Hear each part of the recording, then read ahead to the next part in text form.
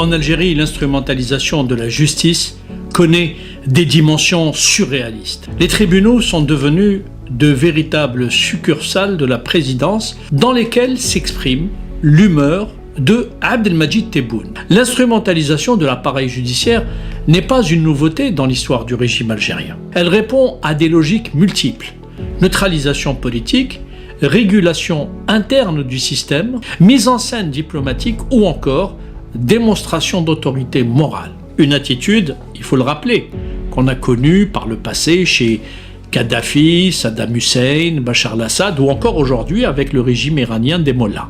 Au lieu de défier le monde entier, Tebboune devrait tout simplement commencer par lutter contre les pénuries, par exemple, que connaît le marché algérien, y compris en cette période de Ramadan. La ménagère algérienne, aujourd'hui, a du mal à trouver le sel, par exemple. Tout simplement. C'est cela l'Algérie de Tebboune. Le personnage suit en vérité des lubies, c'est-à-dire des caprices ou des idées extravagantes. Tiens, hier, il annonçait vouloir créer des salles de spectacle. Pas la peine, je dirais, le spectacle qu'il est en train d'offrir au monde suffit pour l'instant. Et d'ailleurs, avant les salles de spectacle, du sel, s'il vous plaît, Yassi Tebboune. En Algérie, l'instrumentalisation de la justice connaît des dimensions surréalistes. Les tribunaux sont devenus de véritables succursales de la présidence dans lesquelles s'exprime l'humeur de Abdelmadjid Tebboune. Des juges aux ordres et sans honneur broient des familles entières à tour de bras pour faire plaisir au maître du moment. J'ai discuté avec plusieurs victimes de la justice de Tebboune, ou plutôt de l'injustice de Tebboune. Vous comprendrez aisément que je ne peux pas les citer pour ne pas aggraver leur situation déjà catastrophique.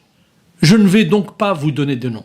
En revanche, je vais vous expliquer comment fonctionnent désormais les tribunaux algériens. Depuis 2019, l'Algérie vit une séquence politique paradoxale. C'est le moins que l'on puisse dire. Le Hirak avait fait naître l'espoir d'une refondation institutionnelle, d'un état de droit rénové et d'une justice indépendante. Pourtant, plus de 6 ans après l'arrivée de Abdelmadjid Tebboune à la présidence, c'est une dynamique inverse qui s'est consolidée. Une justice mobilisée comme levier politique, économique et personnel.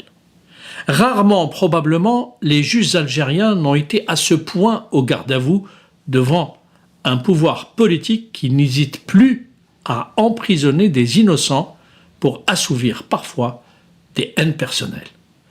L'instrumentalisation de l'appareil judiciaire n'est pas une nouveauté dans l'histoire du régime algérien. Mais sous la présidence de Tebboune, tout de même, elle a pris une dimension plus personnalisée, plus directe, et parfois plus visible et plus assumée. Elle répond à des logiques multiples: neutralisation politique, régulation interne du système, règlement de compte, gestion des rivalités économiques, mise en scène diplomatique ou encore démonstration d'autorité morale. Nous allons donc examiner ces différentes catégories. Il faut que vous compreniez comment fonctionne désormais la justice algérienne et comment elle donne le droit. Il y a, premièrement, les procès politiques, pour neutraliser l'espace public évidemment. Depuis la fin de la séquence du Hirak, des dizaines d'activistes, journalistes, universitaires et militants ont été poursuivis sur la base d'incriminations extensives. Parfois atteinte à l'unité nationale, d'autres fois diffusion de fausses informations et très souvent atteinte aux institutions et financements étrangers. Ou encore des dispositions issues des amendements du code pénal postérieur à 2020, c'est-à-dire au lendemain de l'arrivée au pouvoir de Abdelmadjid Tebboune. Lorsque on examine les différentes affaires, et sans être juriste, l'on s'aperçoit que ces procédures présentent plusieurs caractéristiques constantes. D'abord des dossiers vides, des qualifications pénales larges et imprécises, un recours systématique à la détention provisoire, alors que dans les États de droit, les États qui se respectent, la détention préventive n'est pas la règle, mais une exception qui doit être motivée par des raisons valables. Il y a aussi une instrumentalisation du calendrier judiciaire, un usage dissuasif du droit pénal contre toute parole dissidente. Il ne s'agit pas seulement de punir, il s'agit de produire un effet d'exemplarité. La justice devient ainsi un outil de discipline collective. Le résultat est efficace, il faut le reconnaître, puisque tous les Algériens, sans exception, vivent aujourd'hui dans la peur, ils sont terrorisés et ils craignent de s'exprimer, de manifester, de contester. Ils préfèrent regarder ailleurs, comme c'est souvent le cas dans toutes les dictatures, pour ne pas s'attirer de problèmes. Le citoyen algérien n'a aucun droit sous le régime de Tebboune. Il faut en être conscient. Tebboune a ainsi laminé la société civile et mis aux ordres aussi les médias. Et il a en somme castré toutes les oppositions. En deux, il y a les règlements de compte personnels. Il s'agit là d'une évolution plus préoccupante, assez, je dirais, inédite. Elle réside dans l'utilisation de l'appareil judiciaire pour régler des différends personnels ou de vieux contentieux. Tebboune et sa famille ont mis l'institution judiciaire à leur service quasi exclusif. Ils ont parfois déterré de vieux différends pour emprisonner ceux qui, à leurs yeux, ont été ou sont leurs adversaires, voire leurs détracteurs. Des figures autrefois proches du pouvoir, voire de l'actuel autocrate, ont été brutalement poursuivis après des ruptures politiques ou relationnelles. Dans plusieurs dossiers, la temporalité des procédures interroge. Des faits anciens deviennent soudainement prioritaires après une prise de distance ou une divergence. Dans ce schéma, la justice cesse d'être seulement un instrument politique pour devenir un instrument personnel. La frontière entre l'État et le chef de l'État tend alors à se brouiller. Et au diable le respect de la procédure. Qu'il y ait prescription, qu'il y ait absence de preuve, le mis en cause ira tout de même en prison, car le Dieu du moment l'a décidé. Et de ce point de vue, les décisions prononcées par des juges en audience solennelle sont prises dans le bureau de Tebboune et transmises au magistrat généralement par le biais de son directeur de cabinet, autrefois conseiller juridique, je parle de Boualem, sinon exceptionnellement par d'autres conseillers qui agissent parfois et interviennent auprès des juges à la demande de l'autocrate. Troisièmement, les procès pour afficher une hostilité diplomatique, notamment envers la France, nous l'avons vu. Certaines affaires ont été fortement médiatisées dans des contextes de tensions franco-algériennes. La justice devient alors un outil de signal politique extérieur. Ce fut le cas notamment dans l'affaire Boualem Sansal. Et c'est toujours le cas s'agissant du dossier du journaliste français Christophe Glaise, retenu en otage par le régime algérien sous couvert d'une procédure judiciaire. Oui, je parle d'otage. Là, le régime de Tebboune agit comme le pouvoir russe ou encore comme le régime iranien. Il met les formes pour donner l'impression qu'il agit conformément à ses textes, pour essayer d'être en accord avec le droit international, et il tente en coulisses de négocier pour obtenir une contrepartie. Dans ce cas de Christophe Glaise, je le précise car il est médiatisé et connu. La partie algérienne tente d'obtenir, contre sa libération, la fermeture du dossier lié à la barbouzerie qui avait visé l'influenceur algérien Amir DZ. Vous savez, j'en ai beaucoup parlé, ou à tout le moins la libération de l'adjudant-chef Smaïl Rajeb, membre des services algériens qui avait participé à cet enlèvement sur le territoire français et qui est détenu en France, donc dans le cadre de cette affaire. C'est pour dire que lorsque j'affirme que Glaise est otage de la dictature algérienne, n'y voyez là aucun excès de langage de ma part, c'est malheureusement la triste réalité. D'un autre côté, en mettant en avant des poursuites liées à des financements étrangers, à des connexions supposées avec des puissances occidentales ou à des ingérences, le pouvoir fait mine de renforcer sa rhétorique souverainiste pour plaire en vérité à une clientèle sensible au discours populiste. Il utilise ces procès pour bomber le torse d'une certaine manière et montrer que le pouvoir algérien sait défier les grandes puissances. Une attitude, il faut le rappeler, qu'on a connue par le passé chez Kadhafi, Saddam Hussein, Bachar al-Assad ou encore aujourd'hui avec le régime iranien des Mollahs. Or, ce ne sont pas les provocations et les soi-disant discours virils qui font les grandes nations. Il faut le répéter à ceux qui ne comprennent pas cette réalité. Ce ne sont pas ces attitudes qui font les grands pays, surtout lorsqu'ils sont prononcés par des autocrates qui savent, oui, peut-être bomber le torse, alors qu'ils ont les pieds dans la boue pour ne pas dire autre chose. Au lieu de défier le monde entier, Tebboune devrait tout simplement commencer par lutter contre les pénuries, par exemple, que connaît le marché algérien, y compris en cette période de Ramadan. La ménagère algérienne, aujourd'hui, a du mal à trouver le sel, par exemple. Tout simplement. Et certains couffins ont du mal à se remplir pour cause de paupérisation de la société. Voilà des sujets qui apparaissent très terre à terre, qui devraient préoccuper ce régime. Mais là, je dirais, c'est une autre histoire. Pour revenir à l'institution judiciaire, j'ajouterai qu'en ce qui concerne la théâtralisation des procédures à portée internationale, la justice participe ici à une mise en scène politique. Démontrer l'indépendance du régime face à l'ancienne puissance coloniale et ainsi galvaniser une opinion publique sensible aux enjeux mémoriels comme nous le savons. Quatrièmement, les procédures pour écarter les concurrents économiques. Et là, l'environnement économique algérien, il faut le comprendre, reste largement structuré par la proximité avec le pouvoir politique. C'est-à-dire que les opérateurs économiques les plus importants sont très souvent très proches du pouvoir en place. Dans ce contexte, l'ouverture de dossiers judiciaires peut avoir pour effet, volontaire ou non, de redistribuer des positions économiques stratégiques. Des hommes d'affaires ont été poursuivis, par exemple, après des repositionnements dans certains secteurs sensibles.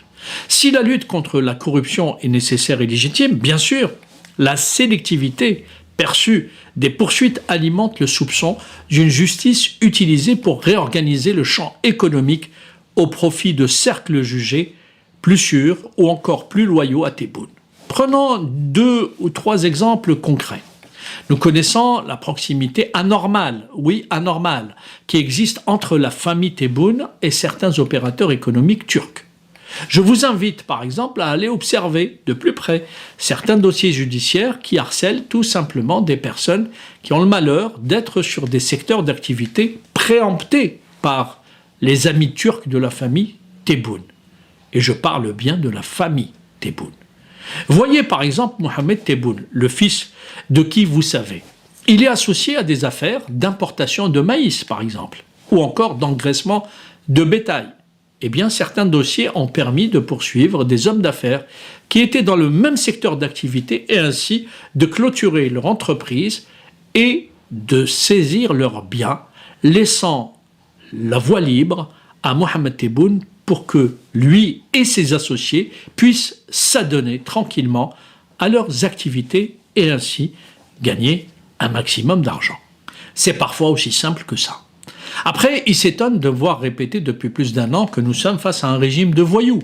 Ce sont là des pratiques mafieuses qui doivent être portées à la connaissance de l'opinion publique, à la fois algérienne et internationale, mais aussi qui doivent être portées à l'attention des institutions internationales pour que d'aucuns comprennent comment fonctionne aujourd'hui l'Algérie et sa justice.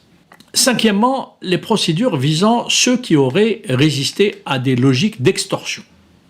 Dans certains milieux économiques circule l'idée qu'un refus de s'inscrire dans des circuits informels de redistribution ou d'allégeance peut exposer à des représailles judiciaires. Dans ce cadre, la justice devient un outil de coercition indirecte. Elle rappelle les coûts d'une insubordination économique. Même sans preuve publique systématique, la perception de ce risque suffit à produire un effet disciplinant. Je vais vous raconter une histoire. Là aussi, je ne vais pas citer les noms, pour les raisons que j'ai déjà évoquées. J'ai eu l'occasion de rencontrer des personnes qui étaient pour certaines proches de Tebboune.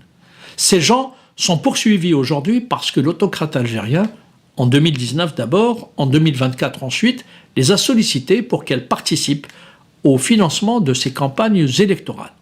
Il leur a littéralement demandé, voire exigé, des sommes astronomiques. Ceux qui ont refusé de payer sont des gens qui ont aujourd'hui des problèmes. Ces personnes sont aujourd'hui poursuivies, leurs biens sont souvent saisis parce qu'elles ont refusé de passer à la caisse. Ça peut paraître totalement incroyable, totalement fou pour un public occidental. Pourtant, c'est cela l'Algérie de Tebboune.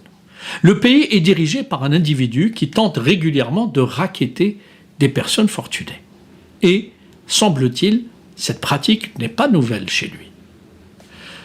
Sixièmement, les procès contre d'anciens amis, d'anciens alliés ou collaborateurs. Plusieurs anciens responsables ayant exercé au plus haut niveau, parfois y compris au sein de la présidence algérienne, ont été poursuivis après avoir quitté leurs fonctions ou pris leur distance. D'autres savent qu'ils ont une épée de Damoclès sur la tête. Plusieurs d'entre ces derniers refusent parfois de quitter leurs fonctions, même lorsqu'ils ne cautionnent plus la politique de Tebboune. C'est un peu comme du temps de l'Union soviétique sous Staline. Démissionner ou aspirer à prendre sa retraite était perçu comme une remise en question de la politique du parti. Là, on ne peut pas parler de la même chose étant donné que Tebboune n'a aucune architecture politique ou colonne vertébrale idéologique. Le personnage suit en vérité des lubies, c'est-à-dire des caprices ou des idées extravagantes, sans aucune cohérence, selon son humeur du jour le plus souvent. Tiens, hier, il annonçait vouloir créer des salles de spectacle. Pas la peine, je dirais, le spectacle qu'il est en train d'offrir au monde suffit pour l'instant. Et d'ailleurs, avant les salles de spectacle, du sel, s'il vous plaît, et assez Tebboune. Toujours est-il que dans l'esprit de ce dictateur, le message doit être clair. La loyauté doit être continue et absolue jusqu'à la dévotion. La rupture n'est pas neutre, ni la mise à distance. Elle peut devenir pénalement risquée. Cette dynamique renforce la présidentialisation extrême du système. Elle transforme l'appareil judiciaire en mécanisme de gestion des colères d'un autocrate qui poursuit tranquillement sa petite dérive. Septièmement, enfin, il y a la répression des voix critiques. Au-delà des cas spectaculaires, c'est la banalisation des poursuites qui frappe. Chroniqueurs, universitaires, journalistes, responsables administratifs, administrateurs de pages numériques et j'en oublie. Le droit pénal devient ainsi un outil de gestion de l'opinion. L'objectif n'est pas nécessairement de condamner lourdement, mais d'épuiser, d'intimider, de fragiliser financièrement et bien sûr moralement. Il s'agit d'émasculer. Le résultat escompté est le suivant. Le régime de Tebboune veut transformer chaque citoyen algérien en masse amorphe, sans aspiration et sans énergie. On vous demande à vous, Algériens, de manger ce que vous avez sous la main, d'applaudir les discours de Tebboune et de vos équipes de football, d'aller vous confiner dans cette bigoterie religieuse qui amène l'Algérie vers l'infantilisation, les superstitions et le complotisme. L'idée étant de poursuivre une vieille politique d'abrutissement des masses et de dévitalisation de toute la société. L'instrumentalisation n'est pas toujours explicite, elle peut être indirecte, structurelle, intégrée aux mécanismes institutionnels. Mais ses effets sont visibles, restriction de l'espace public, régulation autoritaire des élites, gestion personnalisée des rapports de force.